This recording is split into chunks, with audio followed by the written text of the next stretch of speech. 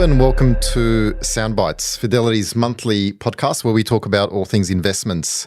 My name is Lucas DePorbay. I'm Fidelity's global cross-asset specialist. And today we'll be talking about the most recent reporting season. And I'm pleased to be joined by three of our Aussie equity portfolio managers that manage portfolios ranging from, across the full market spectrum from large cap to small caps. So we've got Paul Taylor, we've got Casey McLean, and we've got James Abela. Welcome, gents. Hello there. So reporting season, it's always an interesting and a busy time, obviously, for yourselves and the analysts. And it's a time where you get to sort of get a sense of how companies have gone, but also importantly, what the forward-looking expectations are. And it is an interesting market environment at the moment. There's a lot of things happening. And so if we reflect on the most recent reporting seasons, what were some of the takeouts? And I'm really interested in sort of digging down into what sort of played out as expected, but also what maybe surprised you a little bit when you reflect on the most recent reporting season. So I'll open it up. Happy for any of you to kick off. I think it's probably a continuation of a lot of the trends that we've seen for a while, which is maybe the consumers hung in there a little bit better than expected. Technology still remains pretty good. Financial services were okay. Weaker areas of resources, energy, healthcare, and media. But that's sort of been the trend for a little while. Maybe there's some nuances. I think the other thing I thought was there's a little bit of differentiation at a company by company level. I look at it, to me, it's a great time for sort of self-help programs. And those companies that were able to deliver on those self-help programs probably separated themselves from the pack.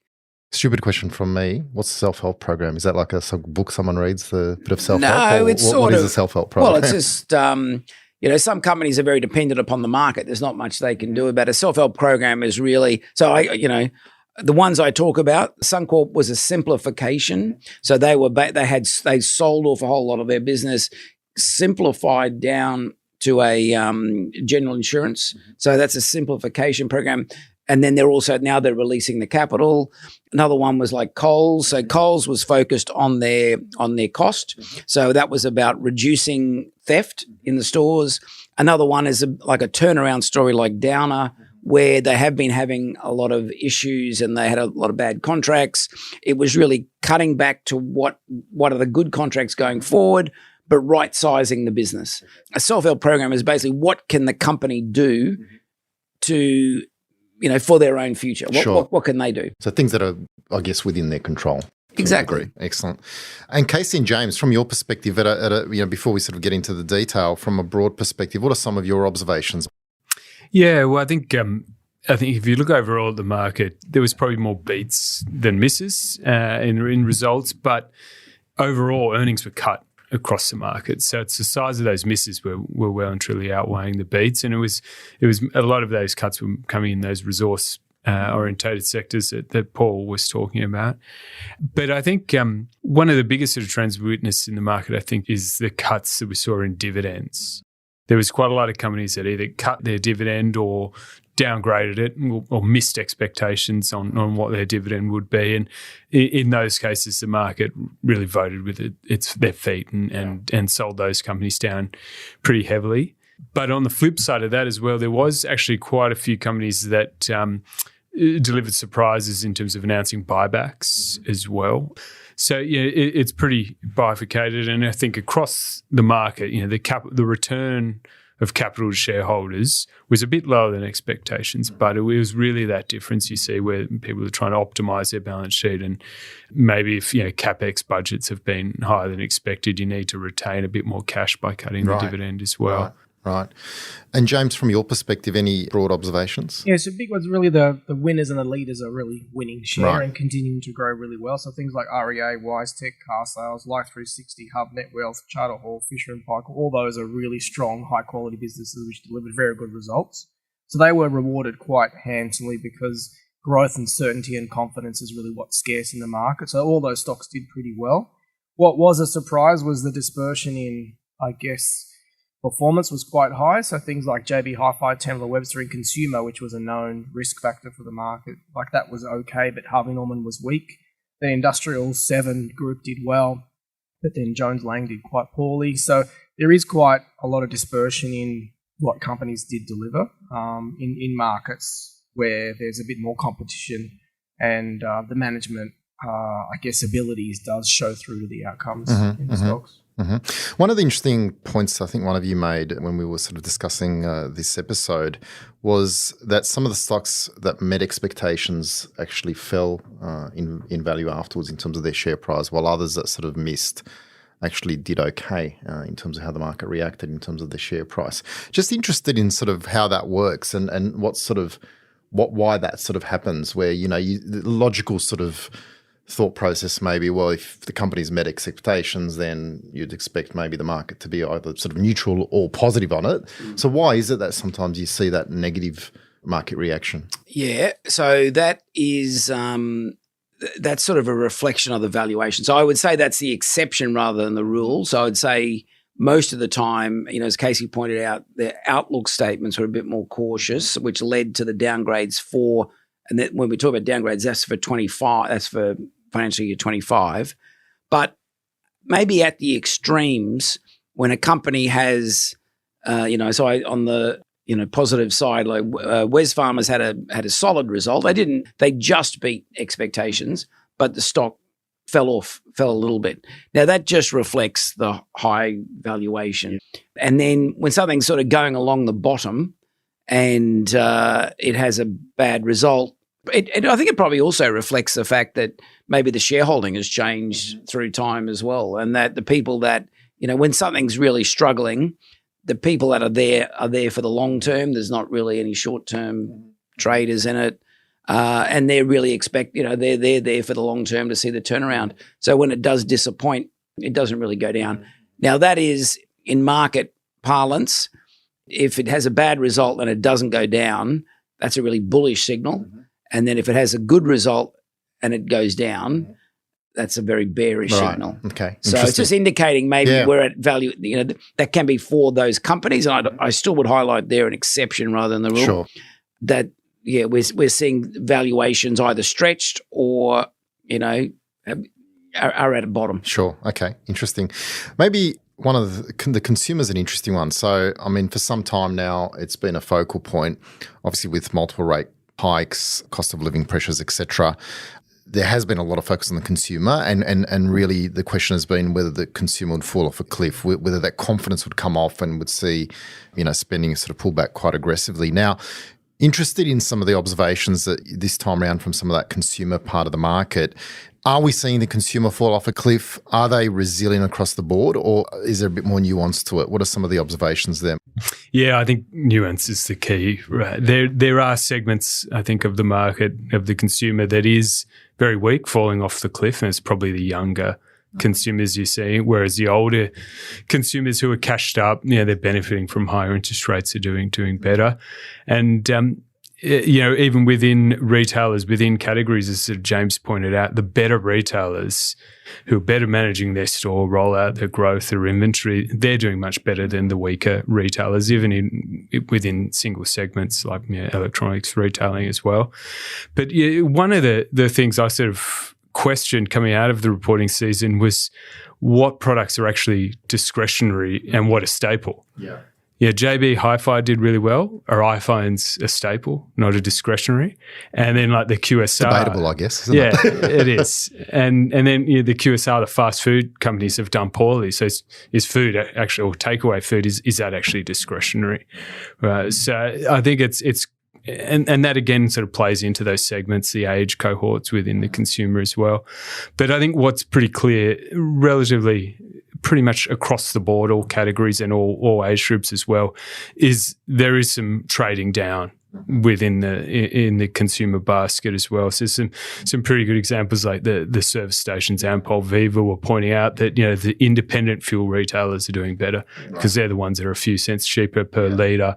Endeavour Group is talking about in their pubs, people are trading down to beer, and even within beer, they're buying jugs, rather than scooters. Right. Yeah, get a few extra mils for cheaper as well. And car sales are even talking about, the new car sales are doing quite badly. The new car dealers are doing quite badly, but used cars are doing much better. People are trading down there as well. So I don't think that's a trend that's going to go away anytime soon. Yeah. It's just value for money, really, isn't it? Yeah, definitely. The other thing, and we saw that in the insurance companies as well, which I thought was interesting in that they were saying more of their customers are increasing their excess to keep the actual premiums rates down, which I think is actually a pretty sensible thing to do for the consumer. It's actually sensible for the insurance company as well. But people are sort of pulling any lever they can to try to lower costs. And is that sort of more, I guess, come up more so this time around, or is it that a trend that's been happening for some time? I think it's been bubbling away for a while, but it seems to be more pronounced in this reporting season, I think. Yeah. Yeah, the flip side of it is you got the next move in interest rates is likely down whenever that is. And you just had tax cuts come through last month in July. Will that, support the consumer? Yeah, maybe. I think it helps at the margin. But, what's pretty clear is that, the excess saving for some of these consumers, that's been eroded already now. They don't have that buffer. And the ones that do, those older cohorts, they're already spending up as well. So, yeah. The other area that's sort of interesting, and so, consumers certainly one, but the other one is that, the broader topic of inflation. But I think what's interesting about that is from a company perspective, input costs and so forth. And that has been a theme that has sort of been playing out over some time. The cost of labour, productivity of that labour market. We just saw the US manufacturing data come out, and from a US perspective, it actually suggested that, some of those input costs are actually remaining pretty sticky. From a Australian perspective, from a company perspective, what were some of the observations? Maybe, James, interested in some of your thoughts around that. For me, or Casey can comment on BHP because I think that's an interesting one on productivity. But for me, there's two things. One is a lot of companies just put up prices to try to protect the actual cost of everything. Input costs, labour costs, cost of debt and inflation is just universal, and it's all those categories at the same time. So a lot of companies put up prices to maintain margins, and usually in Australia you get two or three of those factors plus a currency move, and the market's worried about margin compression, which just didn't happen in this cycle. Nearly all companies in most industries had the ability, if they had pricing power, to put up prices. The second part of that, I'd say, is technology. So one strong thing that comes right across my desk in terms of the whole universe in Aussie mid and smalls is technology is the productivity, basically, attack right across the board. So whether it's education technology, financial services technology, software technology, or consumer technology or health technology. All those technologies are trying to get productivity up in all of those categories. And that is one of the ways for the world and us as consumers, families, organizations and companies to actually get productivity up. That's why technology across the board has been strong, but it was stronger, like very strong now. And the thing is, it's when you go technology, typically you think of software in your head, but actually technology is a very broad universe. And I think that's one of the ways we're going to fight inflation and productivity. One of the interesting things about WiseTech is that, there's so much probably extra costs within the freight forwarders, and they, with their CargoWise, they can actually help take a lot of those costs down, and then are looking to the freight forwarders to share the gains. The benefit, So that's sort of a win-win for everyone. So companies that are positioned well in that. Yeah, it's a good point because software tools like that are helping productivity. Like I said, of companies as well as the providers are helping, but it just helps productivity enormously. It affects the whole system because if every unit of every contributor into an ecosystem can be more productive, it brings the cost down. So I think it's a great point. And it's across the board. So Medicus is the same, REA is the same, car sales is the same, Net Wealth and Hub is the same. So you see that thematic coming across. Right. Just in relation to that, while we're on that, so I mean, you mentioned a lot of stuff, that technology theme, but then if you, on the flip side, valuations, I mean, are they stretched? Are they They're getting up there. Price for perfection? Where are we at? They're getting up there. I mean, I've done the analysis on the Aussie mid and small cap, so it's ASX 300 X50, 25% of the universe and 60 of the stocks, of 250 stocks, 60 of them are over 35 times PE. So that's double the index. The index is around nearly 18. That's a pretty unusual environment where there's that many stocks on expensive valuations. You've got to think stock by stock individually and their growth and outlook and sustainability, etc. But we are in an environment where a lot of things are priced for a lot of expectation, high expectations. So you need to be very careful because we have seen stock disappoint in that technology universe as well, which are either more resellers or they have low pricing power or they're on contracts. And those PE multiples have come off substantially. Yeah. So yeah, I think you need to be careful and very aware of valuations in this market. It's probably getting a bit more nervous, a bit more volatile because the momentum is getting quite strong. James, you also alluded to the resource sector in terms of the sort of productivity and input costs. So Paul and Casey, just interested in sort of fleshing that out a little bit. What are the sort of the specifics for that sector? Yeah, where BHP called it out that labour costs are going up, right? And it seems to me that labour costs, just generally across the Australian economy, you've entrenched sort of 4-5% growth now. I mean, when federal politicians are giving themselves that sort of pay raise, you're going to expect that to flow through to the rest of the economy, and that's what's happening. But that's not normally a problem if it's accompanied by an increase in productivity, but that's been totally absent, across the whole economy. But I think particularly so in the mining sector as well, where BHP even talking about productivity going backwards. And there's risks that the unionisation of the labour force in resources, in particular, with change in regulations, could sort of entrench that even further and be a continuous sort of headwind on margins. So I think it's not just resources though; it's any sort of labour intensive business. And if you don't have that pricing power that James said, if you're not in a tech company that can increase prices, given if your customer base is very sticky, if you're not in that sort of realm, you're going to have some pressure on your margins going forward, I think. Yeah, look, I think I just agree with Casey. I think he's right on with the productivity issues and the ongoing wage growth or cost of employees. The one little really interesting is that maybe it's a side effect. I'm not sure what the best way to describe it is, but miners are also talking about potentially a change in the cost of production. Right? So the cost curve is really important in the industry because that sets the marginal cost of production. And that'll mean the commodity will go up or down around that marginal cost of production. If we need 100 units, and if the cheapest we mine it at is $20, and maybe 20 units are mined there, another 30 are mined at 30. If the 100th unit is mined at $100, that's the marginal cost of production. So what the miners are also arguing now, and this came through in the iron ore statement, is that because if you said to me iron ore is $100 a ton, I would have said, well, actually, at $100 a ton, China must be pretty good, a good environment. But actually, that's not the case. But fundamentally, the structural issues that are happening with the cost of production means that marginal cost has gone up as well. So, and BHP and Rio called out that's moved up to $80 to $100 a ton. I think that's a really interesting sort of consequence of some of these sort of structural issues as well. So, it sounds like there's still, while we're seeing sort of inflation come down, there's still sort of that some pockets of stickiness that's driving some of those issues in terms of input costs. Yeah, I think the labour availability across the economy has got much better. Yeah. It's not that hard to hire, but the price of that labour is still high, going up, right? And I think at the moment there's still a lot of companies in all sort of sectors hoarding labour as well. So you can see this in economic statistics, right? The hours worked have come down. But they're still holding on to that labour because they're so scarred from what happened during COVID, where they laid people off and then couldn't get them back.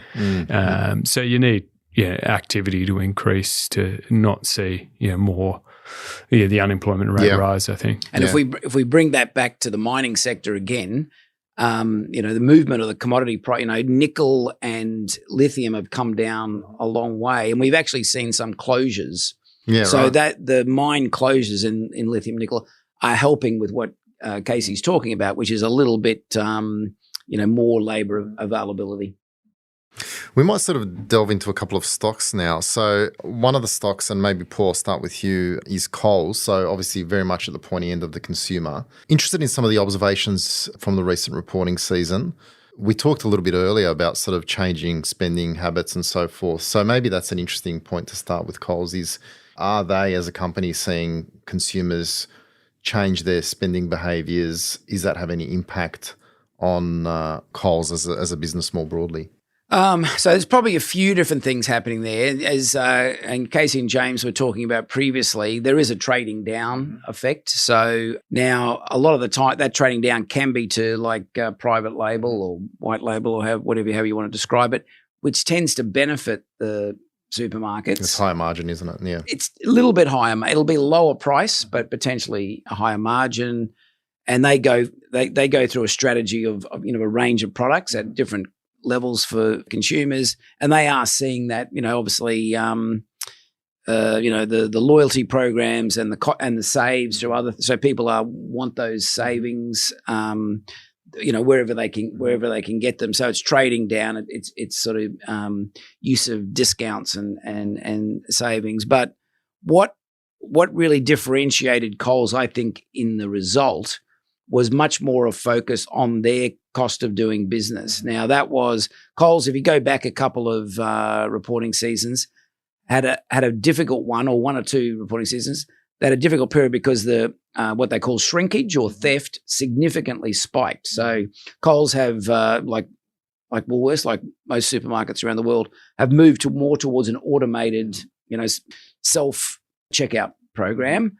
But that has also led to a spike in shrinkage or stealing the products. Woolworths had moved ahead by putting in technology in place to stop that. It was a limit it, I guess, is the best way to do it. And Coles were just a bit behind, but they've actually now really put that in place. They took a significant reduction in goods that were stolen within their stores. They had a big focus on cost of doing business and just efficiencies. And that's what in this higher cost environment, that's what companies have got to focus on. That did differentiate them in the reporting season. Just put them in a much better place. There are also, both Coles and Woolworths are under, I guess, challenge from the cost of living issues.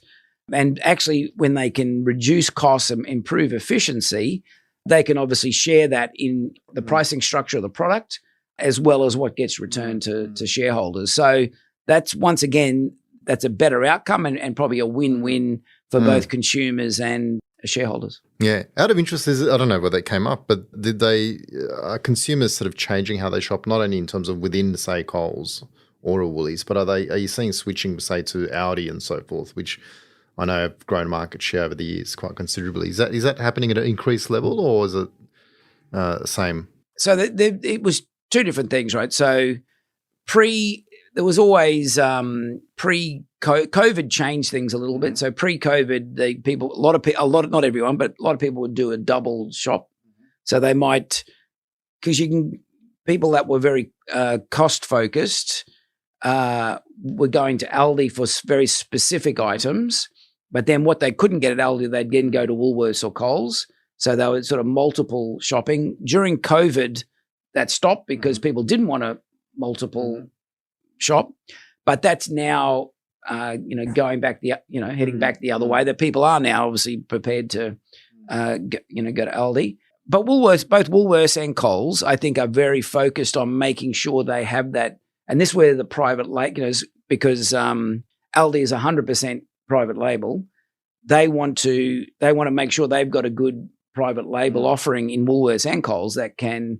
That's competitive or better than Aldi. So they're trying to attack it at both levels as well. Okay, interesting. I think the other thing that's interesting as well is Audi don't do any online or delivery in any market in the world, I think. And Coles just last week have launched their Ocado customer fulfillment centre for their online deliveries, which could be a bit of a game changer for their online ordering as well, in terms of the speed of delivery, how much of the order they actually fulfill. Whenever you order, there's always a few items you don't have, and freshness and a few other things like that. That'd be interesting to see how that rolls out and the success of that. It's a good point. And it's probably a structural differentiator as well. With the two because online's gaining share of supermarket spend. Aldi don't have that. And now Coles have this new system that they're implementing. So it'd be interesting to see how it plays out. Yeah, absolutely. In terms of some other stocks, and maybe Casey, given that you're sort of just in that sort of train of thought in terms of some of the observations, I mean, car sales and Judo Bank are two that sort of I know that you've sort of been focusing on. Any highlights from those two companies that you think are of interest? Yeah, well, I mean, both performed pretty well in the reporting period. I think car sales, as sort of James mentioned, they're a high quality company. They're the dominant marketplace for used cars or cars retailing in general. They have multiples of the second place in terms of website visits and the like. And that's just in Australia. And the Australian market is performing well. They're getting price rises with their new pricing systems and new ways of selling cars like instant offer. But it's really becoming an international story, car sales, and that's why they've actually changed their name to Car Group, because it's not just carsales.com.au now, it's Webmotors in Brazil, it's Trader Interactive in the US, and it's SK Encar in Korea as well. And it's really the US and Brazil that are the key sort of growth drivers for them going forward as well. They're much bigger markets than Australia, 2 to 4 times.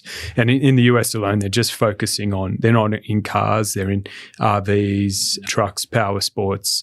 They're like a smaller niche, but still a much bigger market there as well.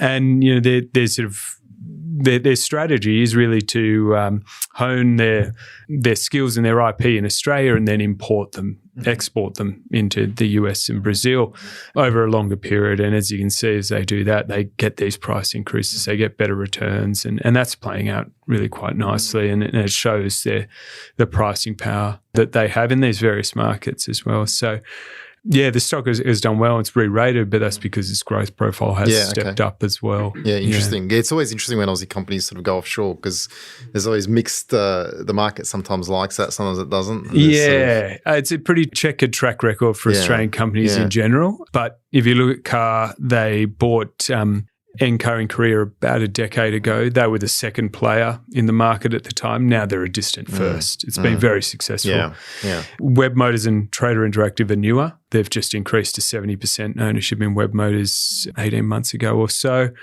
And the Trader Interactive acquisition was more recent as well. So, there's risks around it, of course, but the thing is that they've got the tried and tested IP that they've honed in Australia. So hopefully that holds them in better stead. And, they're not super competitive markets. If they entered cars in the US, rather than their niche in RVs and trucks, power sports, that would be a bit more concern, because there is dominant competitors in that market. But and Judo Bank, so it's maybe a brand that not everyone is familiar with. But obviously, it's got the word bank in it. It's a bank, it's a bank. It's a challenger bank or a neo bank, a branchless bank, however you want to term it. But again, it's about niches again for Judo, and Judo's seen an opportunity in the market to service the SME segment of the market, which is really a relationship-driven market. You need to have bankers on the ground talking to the businesses, how business is going, what their needs are constantly. And so they've been able to execute that strategy pretty successfully. They've grown their loan book from 0 to over 10 billion now. And their profitability is starting to improve as well. So they delivered decent results and maintain their long-term guidance, what they call their at-scale metrics, where they can get to sort of mid-teens, low to mid-teens ROEs.